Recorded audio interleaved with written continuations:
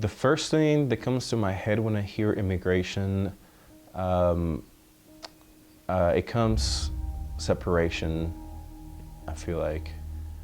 I think immigration is a very complex issue, and I think people give really simple one-line answers to try to make people happy with what they're saying, but I think it's way too complex to say, let's just round everybody up and take them home, or let's just build a wall and say stop. I think we need to look at the people individually who are here and look at what they add to what we have here in this country and analyze how they're helping and improving the country, and then not welcome our doors to people who won't make this a better place. It is a problem, and it's a problem primarily because of the fact that people are losing jobs, people are losing money, and people are losing taxes. And that's kind of the big thing to the middle class, the working class, is jobs are being taken, taxation without representation, but we all still have to figure it out for those that are legal citizens.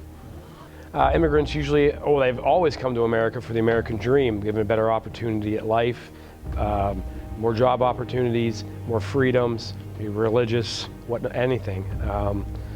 You know, they're not oppressed by the government. You know, people think they have it bad here, but they went and spent some time in a third world country, they'd figure out why people are flooding our shores.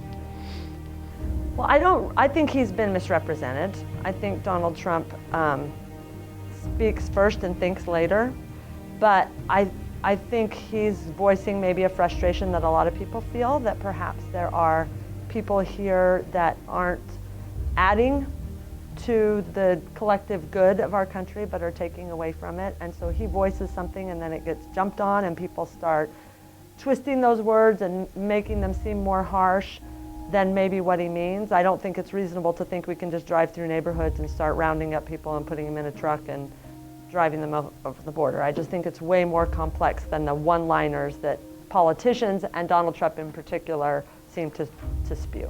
I think it's a bit extreme. I mean, he wants to ship children that were born natural citizens back to whatever country it is they come from, which, you know, that's been in our U.S. history since the beginning of the U.S.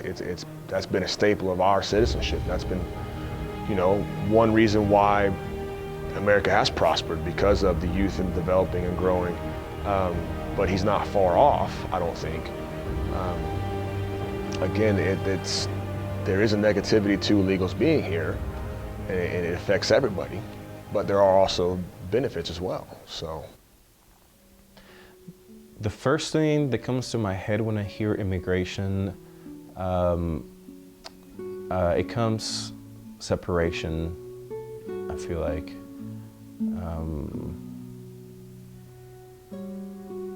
And that's probably a reflection of my own personal experience, having to leave Mexico when I was 15 and having to leave behind my family, my friends, in order to be reunited with my mother and my brothers. Because of other circumstances that only lasted a few months, my brother ended up going back to Mexico, and he has not been able to be back in the U.S.